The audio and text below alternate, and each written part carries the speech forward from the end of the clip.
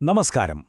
ദൈവത്തിന്റെ സ്വന്തം നാട് ഈ ഒരു വാക്ക് കേൾക്കുമ്പോഴേ നമ്മുടെയൊക്കെ മനസ്സിലേക്ക് ഒരുപാട് മനോഹരമായ ചിത്രങ്ങൾ ഓടിവരും അല്ലേ? എന്നാൽ ഇതൊരു വെറും ടൂറിസം പരസ്യവാചകം മാത്രമാണോ? ശരിക്കും പറഞ്ഞാൽ ഈ പേരിന് പിന്നിൽ നമ്മുടെ നാടിന്റെ ഭൂപ്രകൃതിക്ക്, അതിന്റെ ജോഗ്രഫിക്ക് വലിയൊരു പങ്കുണ്ട്. അപ്പോൾ ഇന്ന് നമ്മൾ ചെയ്യാൻ പോകുന്നത് അതാണ്. മലകളും പുഴകളും കായലും എല്ലാം ചേർന്നൊരുക്കുന്ന ഈ ഒരു മാജിക്കിന്റെ ഭൂമിശാസ്ത്രപരമായ രഹസ്യങ്ങളിലേക്ക് നമുക്കൊന്ന് ഇറങ്ങിച്ചെല്ലാം. അതെ, ദൈവത്തിന്റെ സ്വന്തം നാട് എന്ന് കേൾക്കുമ്പോൾ തന്നെ കേരളത്തിന്റെ ആ ഒരു ഭംഗി നമ്മുടെ മനസ്സിൽ വരും. പക്ഷേ ആ സൗന്ദര്യത്തിൻ്റെയൊക്കെ ബേസ്, അതിൻ്റെ അടിത്തറ എന്ന് പറയുന്നത് ഇവിടത്തെ വളരെ സവിശേഷമായ ഒരു ഭൂപ്രകൃതിയാണ്. അപ്പോൾ നമുക്ക് ആ ഭൂപ്രകൃതിയെ തന്നെ ഒന്ന് അടുത്തറിയാം. അതെ, ഇതാണ് നമ്മുടെ പ്രധാന ചോദ്യം.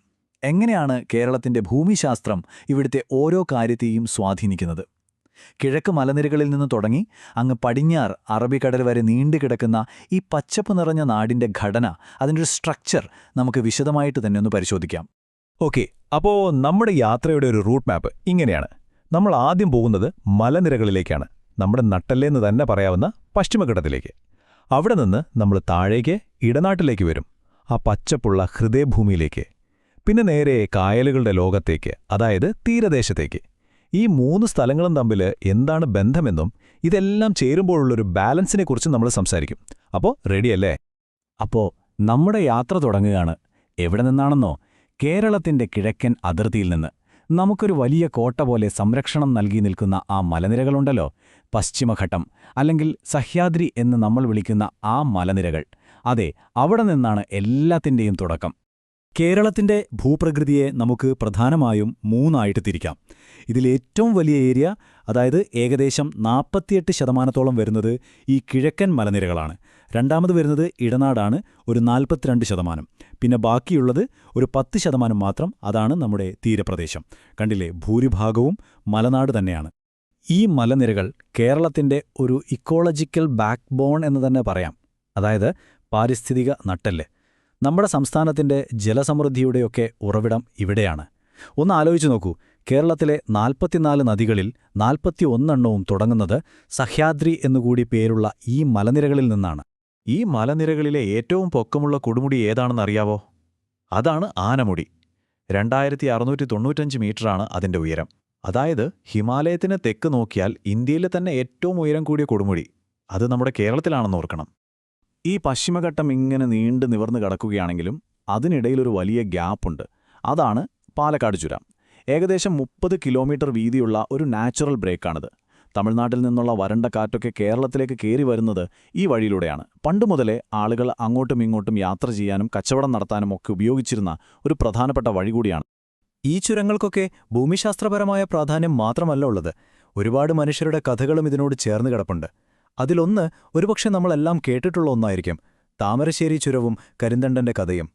ബ്രിട്ടീഷുകാർക്ക് വഴി കാണിച്ചു കൊടുത്ത ആദിവാസി മൂപ്പനായ കരിന്തണ്ടനെ അതിന്റെ ക്രെഡിറ്റ് തട്ടിയെടുക്കാൻ വേണ്ടി അവർ കൊന്നുകളഞ്ഞു എന്നാണ് ഐതിഹ്യം. പ്രകൃതിയും മനുഷ്യനും തമ്മിലുള്ള ആ ഒരു ബന്ധത്തിന്റെ ചിലപ്പോൾ ചതിയുടെയൊക്കെ ഒരു ഓർമ്മപ്പെടുത്തലാണ് ആ കഥ. ഓക്കെ, അപ്പം നമ്മൾ മലയൊക്കെ കണ്ടു കഴിഞ്ഞു. ഇനി പതിയെ മലയിറങ്ങി കേരളത്തിന്റെ ഹൃദയത്തിലേക്ക് വരാം. അതായത് മലനാടിനും തീരപ്രദേശത്തിനും ഇടയിലുള്ള ആ പച്ചപ്പ് നിറഞ്ഞ സ്ഥലമില്ലേ, ഇടനാട്, അങ്ങോട്ടേക്ക്. ഈ ഇടനാട് എന്ന് പറയുന്നത് ശരിക്കും കേരളത്തിന്റെ ഒരു അഗ്രികൾച്ചറൽ ഹബ്ബാണ്. നെല്ല്, മരച്ചീനി, വാഴ, അടയ്ക്ക, തെങ്ങ്, അങ്ങനെ നമ്മുടെ പ്രധാനപ്പെട്ട വിളകളെല്ലാം ഇവിടെയാണ്. സംസ്ഥാനത്തെ കൂടുതൽ ആളുകളും താമസിക്കുന്നതും കൃഷി ചെയ്യുന്നതുമൊക്കെ ഈ മേഖലയിലാണ്. ചുറ്റും നോക്കിയാൽ നെൽപ്പാടങ്ങളും തെങ്ങിൻതോപ്പുകളും ഒക്കെ കാണാം. ശരിക്കും പറഞ്ഞാൽ നമ്മുടെ ഭക്ഷ്യസുരക്ഷയുടെ ഒരു നട്ടെല്ല് കൂടിയാണ് ഈ ഇടനാട്. അപ്പോൾ മലനാടും ഇടനാടും കഴിഞ്ഞ് നമ്മുടെ യാത്രയുടെ അവസാന സ്റ്റോപ്പിലേക്ക് നമ്മളെത്തി. എങ്ങോട്ടാണെന്നോ? കേരളത്തിന്റെ ഐഡന്റിറ്റി തന്നെയായ ആ പടിഞ്ഞാറൻ തീരപ്രദേശത്തേക്ക്, കായലുകളുടെ ലോകത്തേക്ക്. കേരളത്തിൽ എത്ര നദികളുണ്ടെന്നറിയാമോ? ചെറുതും വലുതുമായി മൊത്തം 44 നദികൾ. നമ്മൾ ആദ്യം കണ്ട ആ പശ്ചിമഘട്ടത്തിൽ നിന്നുത്ഭവിച്ച് ഇടനാട്ടിലൂടെ ഒഴുകി പടിഞ്ഞാറോട്ട്, അതായത് അറബിക്കടലിലേക്ക് ഒഴുകിയെത്തുന്ന ഈ നദികളാണ് നമ്മുടെ തീരപ്രദേശത്തിന് ജീവൻ കൊടുക്കുന്നത്. നദികൾ മാത്രമല്ല, 34 കായലുകളും നമ്മുടെ ഈ ജലസമ്പത്തിന്റെ ഭാഗമാണ്. ഇതിൽ ഒരു 27 കടലുമായിട്ട് നേരിട്ട് ബന്ധമുള്ളവയാണ്. ബാക്കി 7 ഉൾനാടൻ ശുദ്ധജല തടാകങ്ങളും.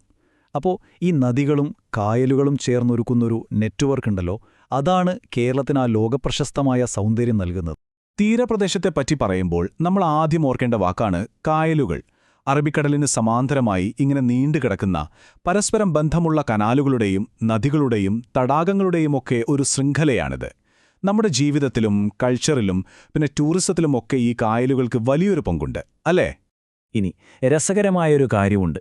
ഈ വിശേഷണങ്ങൾ പലർക്കും അങ്ങോട്ടും ഇങ്ങോട്ടും മാറിപ്പോകാറുണ്ട്. കിഴക്കിന്റെ വെനീസ് എന്ന് നമ്മൾ കേട്ടിട്ടില്ലേ? അത് ആലപ്പുഴയാണ്. ആ പേര് നൽകിയത് കഴ്സൺ പ്രഭുവാണ്. അതുപോലെ അറബിക്കടലിന്റെ റാണി എന്ന് വിളിക്കുന്നത് കൊച്ചിയെയാണ്. അത് പറഞ്ഞത് കൊച്ചി ദിവാനായിരുന്ന RK ഷൺമുഖം ചെട്ടിയും. അപ്പം ഇനി മാറിപ്പോകരുത്. വെനീസ് ആലപ്പുഴ, റാണി കൊച്ചി. ഓക്കെ, അപ്പോൾ നമ്മൾ മലനാട്, ഇടനാട്, തീരപ്രദേശം ഈ 3 ഭാഗങ്ങളും തനിത്തനിയായി കണ്ടു. ഇനി ഏറ്റവും പ്രധാനപ്പെട്ട കാര്യം വരുന്നു. ഈ 3 എണ്ണവും എങ്ങനെയാണ് ഒരുമിച്ച് ഒരൊറ്റ സിസ്റ്റം പോലെ പ്രവർത്തിക്കുന്നത് എന്ന് നമുക്ക് നോക്കാം. ഇതിന്റെ കണക്ഷൻ വളരെ സിമ്പിളാണ്. ഒന്നാലോചിച്ച് നോക്കൂ. അറബിക്കടലിൽ നിന്നും മൺസൂൺ മേഘങ്ങൾ വരുന്നു. അത് നേരെ വന്ന് നമ്മുടെ പശ്ചിമഘട്ടം എന്ന മതിലിൽ തട്ടുന്നു. അപ്പോൾ എന്ത് സംഭവിക്കും? ഭയങ്കര മഴ പെയ്യും. ആ മഴവെള്ളം നദികളായിട്ട് ഇടനാട്ടിലൂടെ ഒഴുകി താഴേക്ക് വരും. അവസാനം തീരപ്രദേശത്തെത്തുമ്പോൾ ഈ വെള്ളമെല്ലാം ചേർന്ന് കായലുകളായി മാറുന്നു. അപ്പോൾ കണ്ടില്ല കണക്ഷൻ? മഴയില്ലെങ്കിൽ മഴയില്ല, മഴയില്ലെങ്കിൽ പുഴയില്ല, പുഴയില്ലെങ്കിൽ കായലുമില്ല. എല്ലാം ഒന്നിനൊന്ന് ബന്ധപ്പെട്ട് കിടക്കുകയാണ്. ഈ മലകൾ മഴയെ എങ്ങനെയാണ് കൺട്രോൾ ചെയ്യുന്നത് എന്നതിന് ഇതിലും നല്ലൊരു ഉദാഹരണം വേറെയില്ല. കേരളത്തിൽ ഏറ്റവും കൂടുതൽ മഴ കിട്ടുന്ന സ്ഥലമാണ് നേര്യമംഗലം. അതേസമയം ഏറ്റവും കുറവ് മഴ കിട്ടുന്ന ചിന്നാറും നമ്മുടെ കേരളത്തിൽ തന്നെയാണ്. എന്താണിതിന് കാരണം? ചിന്നാർ കിടക്കുന്നത് പശ്ചിമഘട്ടത്തിന്റെ കിഴക്കു ഭാഗത്താണ്. അപ്പോൾ കടലിൽ നിന്ന് വരുന്ന മഴമേഘങ്ങളെ മലകൾ ഇവിടെ തടഞ്ഞു നിർത്തും, അപ്പുറത്തേക്ക് വിടില്ല. അതുകൊണ്ട് ചിന്നാർ ഒരു റെയിൻ ഷാഡോ റീജിയൻ അഥവാ മഴനിഴൽ പ്രദേശമായി മാറി. അതായത് അവിടെ മഴ വളരെ കുറവായിരിക്കും. ഈ നമ്പറുകൾ വെച്ച് ഒരു രസകരമായ കണക്കുണ്ട്. കേരളത്തിന്റെ നാലുകൾ എന്ന് വേണമെങ്കിൽ പറയാം. നോക്കിക്കേ, 160 കിലോമീറ്ററിൽ കൂടുതൽ നീളമുള്ള 4 നദികൾ, 14 ജില്ലകൾ, പിന്നെ കഥകളിയിലെ 24 അടിസ്ഥാന മുദ്രകൾ, 34 കായലുകൾ, 44 നദികൾ. ഈ 4ൽ അവസാനിക്കുന്ന നമ്പറുകൾ കണ്ടോ? 44 നദികളും 34 കായലുകളും 14 ജില്ലകളിലായി ഒഴുകി പറന്നു കിടക്കുന്നു. ചുമ്മാ ഒരു ഫൺ ഫാക്റ്റ്. ഈ കണക്കുകൾ ഓർക്കുമ്പോൾ തന്നെ അറിയാം നമ്മുടെ നാടിന്റെ ഞരമ്പുകളിലൂടെ എത്രമാത്രം വെള്ളമാണ് ഒഴുകുന്നതെന്നല്ലേ? അപ്പോൾ നമ്മുടെ യാത്രയുടെ ഏകദേശം അവസാന ഭാഗത്തേക്ക് നമ്മളെത്തി. ഇപ്പോൾ കേരളത്തിന്റെ ഭൂപ്രകൃതിയെക്കുറിച്ചൊരു വലിയ ചിത്രം നമ്മുടെ എല്ലാം മനസ്സിലുണ്ടെന്ന് ഞാൻ വിശ്വസിക്കുന്നു. അപ്പോൾ ദൈവത്തിന്റെ സ്വന്തം നാട് എന്ന് പറയുന്നത് ഏതെങ്കിലും ഒരു സ്ഥലത്തിന്റെ മാത്രം ഭംഗിയല്ല. അതൊരു ഡൈനാമിക് ഇന്റർപ്ലേ ആണ്. അതായത് മലകളും ഇടനാടും തീരപ്രദേശവും തമ്മിലുള്ള ഒരു കൊടുക്കൽ വാങ്ങൽ. ഇതിനെല്ലാത്തിനും എനർജി കൊടുക്കുന്നതാരാണ്? നമ്മുടെ മൺസൂൺ. അതാണ് ഈ സിസ്റ്റത്തെ മുഴുവൻ പ്രവർത്തിപ്പിക്കുന്നത്. അതെ, ഈയൊരു ഭൂപ്രകൃതി ഒരു സ്വർഗം തന്നെയാണ് നമുക്ക് തരുന്നത്.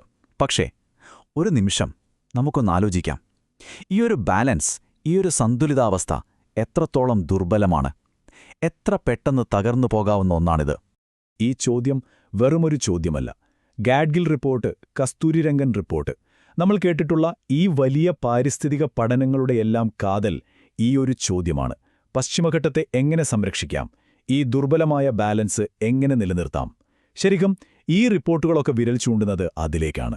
ഒരുപക്ഷെ ദൈവത്തിന്റെ സ്വന്തം നാടിനെ അതേപോലെ നിലനിർത്താനുള്ള ഉത്തരവാദിത്വം അത് നമുക്ക് ഓരോരുത്തർക്കുമുള്ളതാണ്, അല്ലേ?